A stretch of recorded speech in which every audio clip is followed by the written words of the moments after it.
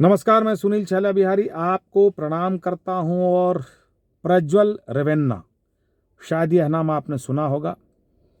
ये प्रज्वल रेवन्ना साहब कर्नाटक के सांसद हैं।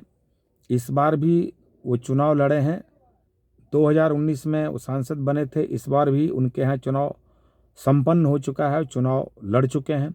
उनके पिताजी हैं HD रेवन्ना और उनके दादाजी हैं आदरणीय श्री HD देवेगौड़ा साहब। अब तो नाम आपको ज़रूर याद आ गया होगा। HD देवेगौड़ा साहब जो इस देश के प्रधानमंत्री रह चुके हैं, तो यानी कि पूर्व प्रधानमंत्री के पोते हैं प्रज्वल रेवन्ना। इतना रसूख वाला पॉलिटिकल परिवार, इतना धनाढ़ पॉलिटिकल परिवार। इनकी अपनी पार्टी है जेडीएस पार्टी में इनके परिवार के बहुत सारे लोग भरे हुए हैं और बहुत सारे उच्चस्थ पदों पर हैं। प्रज्वल रेवन्ना के चाचा जी HD कुमारस्वामी जो कर्नाटक के मुख्यमंत्री रह चुके हैं। तो इतना समृद्ध परिवार और कारनामे ऐसे कि सुन के घिन आती है। जी, कुछ दिनों पहले यानी कि 26 को वहाँ पर चुनाव संपन्न हुआ और इससे पहले किसी बस स्टैंड पर हजारों पेन ड्राइव पाए गए, जिधर तिधर बिखरा ऑटो में, जहाँ तहाँ। जब लोगों ने उस पेन ड्राइव को लिया और उसको देखा तो उसमें 3000 से ज़्यादा अश्लील फिल्में, यानी कि 3000 ज़्यादा अश्लील फिल्मों का वो पेन ड्राइव था। और उन अश्लील फिल्मों का हीरो कौन? वही प्रज्वल रेवन्ना, जो सांसद 2019 में चुने गए। अभी सांसद का चुनाव लड़े हैं दोबारा। हो सकता है चुनाव वो जीत भी जाए, क्योंकि एक समृद्ध पॉलिटिकल फैमिली है इन लोगों का। लेकिन वही उसके हीरो थे।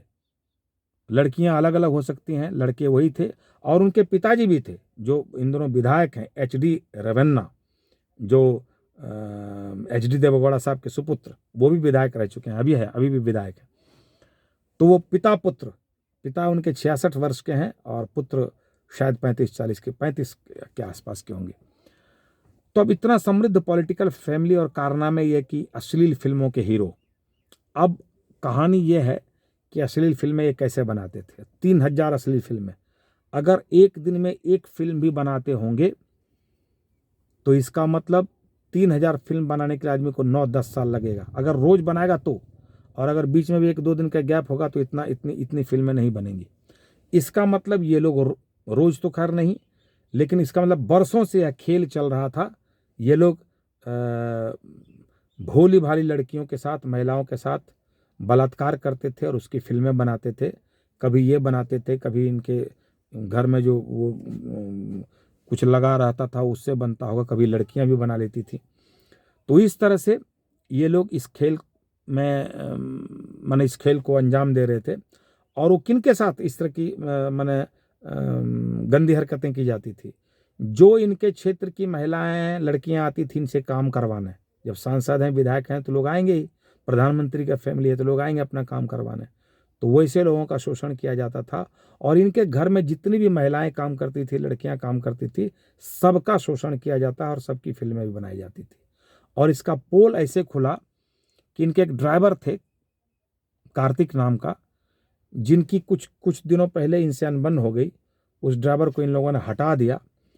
तो ड्राइवर ने सोचा कि इनको सबक सिखलाएंगे, और ड्राइवर ने वो वीडियो फिल्म कहीं कहीं से इकट्ठा किया और उसको एक पेन ड्राइव में किया, और उसको कई पेन ड्राइव में करके पहले एक बीजेपी के नेता को दिया। फिर बीजेपी के नेता को देने के बाद उन लोगों को भनक लग गई, तो उन लोगों ने पहले ही इनके ऊपर कुछ केस वेस भी कर दिया था। तो इन्होंने बीजेपी के नेता से कहा कि अब वीडियो दे दीजिए हमको, नहीं तो ये हो जाएगा। लेकिन फिर पता नहीं वो बीजेपी के नेता ने इस वीडियो को वायरल करवा दिया या इस तरह से कर दिया।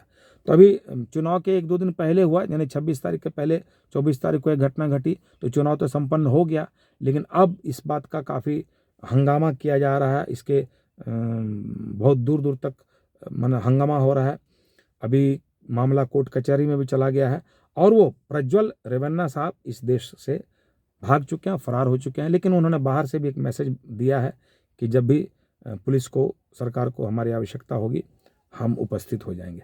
चलिए, भगवान करे। अब देखिए चुनाव के बाद यह माहौल, यह जो घटना है वो क्या रंग लाती है और क्या क्या होता है, तब तक तो जैसे आप इंतज़ार कर रहे हैं, हम भी इंतज़ार करते हैं, चुनाव संपन्न होने का इंतज़ार करते हैं और चुनाव के बाद इस बात का इंतज़ार करेंगे कि आगे क्या कार्रवाई होगी। लेकिन यह बहुत ही घिनौना है, समृद्ध परिवार होके इस तरह की घिनौनी हरकत करे, यह बिल्कुल अच्छी बात नहीं है। बहुत बहुत धन्यवाद, मैंने अपनी शालीनता से अपनी बातें कही है। फिर भी किसी को अगर बुरा लगा हो तो मैं क्षमा चाहता हूँ। मेरे इस वीडियो को शेयर कीजिएगा, कमेंट कीजिएगा, और अगर फेसबुक पर देख रहे हैं तो हमारे फेसबुक पेज को फॉलो कीजिएगा, लाइक कीजिएगा, और अगर यूट्यूब पर देख रहे हैं तो हमारे यूट्यूब चैनल को सब्सक्राइब कीजिएगा, और अगर एक बार कर चुके हैं तो दोबारा मत कीजिएगा, और कमेंट कीजिएगा, वीडियो को शेयर कीजिएगा, ज़्यादातर लोगों तक ये जानकारी पहुँचाइए। और वोट का समय चल रहा है तो कृपया वोट डालने ज़रूर जाइएगा, चाहे किसी को वोट देना हो, लेकिन जाइए ज़रूर। और अगर कोई भी कैंडिडेट नहीं पसंद आए तो आप नोटा का बटन दबाइए, लेकिन वोट करने जरूर जाइए, यह हमारी अपील है। बहुत बहुत धन्यवाद। जय हिंद, भारत माता की जय, वंदे मातरम।